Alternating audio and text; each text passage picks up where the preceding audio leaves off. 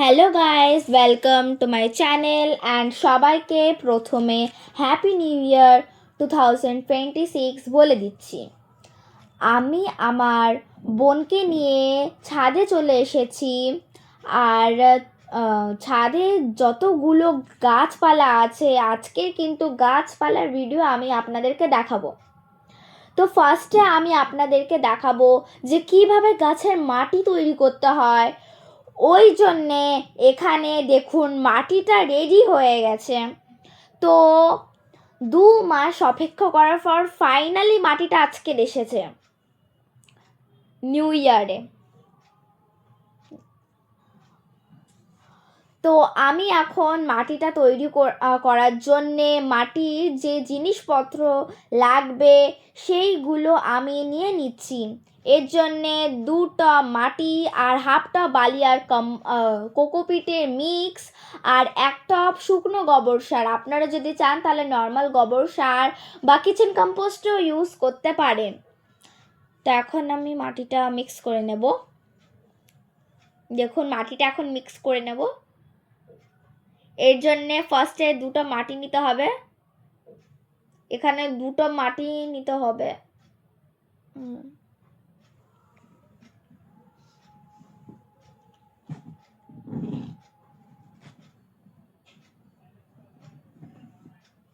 হাফটা বালি আর cocopeat mix নিতে হবে। এটা কিন্তু জলকে পাস করার জন্য খুবই হেল্প করে, ওই জন্য মিক্সটা নিলে খুব ভালো হয়। আর দেখুন, আর 1 টব শুকনো গোবরের সার নেব। গোবরের সার কিন্তু গাছের জন্যে খুবই ভালো, গাছের পুষ্টির জন্য খুবই ভালো। এখন আমি মিক্স করে নিচ্ছি, এটাকে একসঙ্গে মিক্স করে নিতে হবে ভালো করে। দেখুন ভালো করে মিক্স করে নিতে হবে।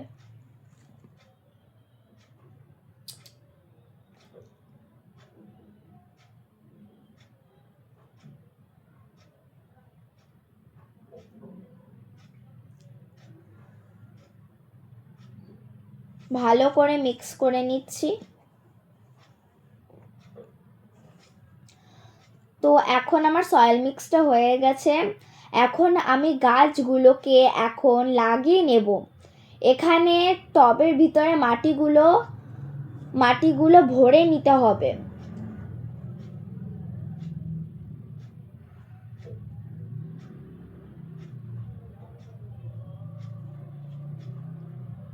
ভালোভাবে ভালো করে নিতে হবে টবের ভিতরে মাটিটা। একটা মাটি আমি ভরে নেব। এই দেখুন, এবার যে গাছের যে প্যাকেটটা আছে সেটা আমি এখন কেটে নিচ্ছি।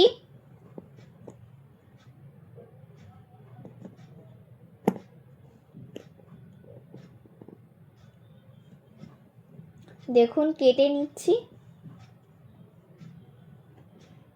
এবার হাফ হাফ করে নেব মাটিগুলো, কারণ এমনিতেও গাছের যে মাটিটা আছে ওটা লাগাতে হবে। দেখতেই পাচ্ছেন। দেখুন এবার আমি খুলে নিচ্ছি প্যাকেটটা গাছ থেকে।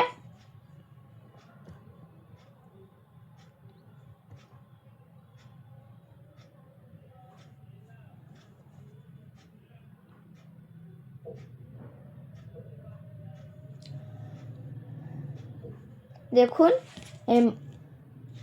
মাটিটা এখন সরিয়ে নিচ্ছি। মাটিটা কিন্তু আপনাকে সরিয়ে নিতে হবে, কারণ নিচের মাটিটা যদি না থাকে তাহলে শিকড়গুলো মানে গ্রো করতে খুব ভালো হয় শিকড়গুলো। আমি এখন প্যাকেট থেকে খুলে নিয়েছি।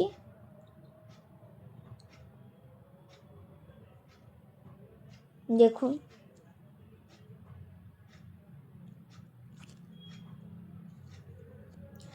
মাটিগুলো কিন্তু গাছ থেকে একটুখানি সরিয়ে দিতে হবে।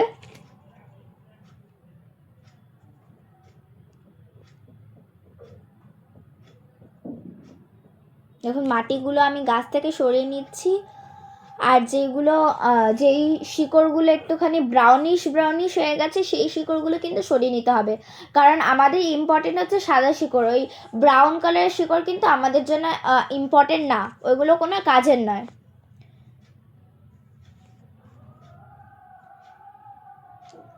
এই দেখুন গাছটা ভালোভাবে একটু মাটিটা সরিয়ে নিয়েছি, এবার আমি বসিয়ে দিচ্ছি। দেখুন এবার মাটিটা দিয়ে দেবো ওপর থেকে।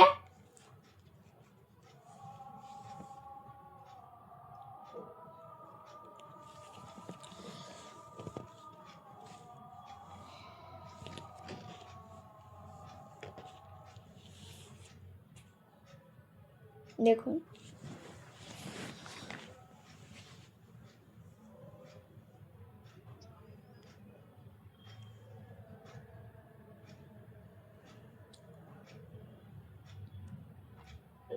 এবার গাছটা বসিয়ে হালকা হালকা প্রেস করে নিতে হবে, তারপরে জল দিয়ে দিতে হবে গাছে।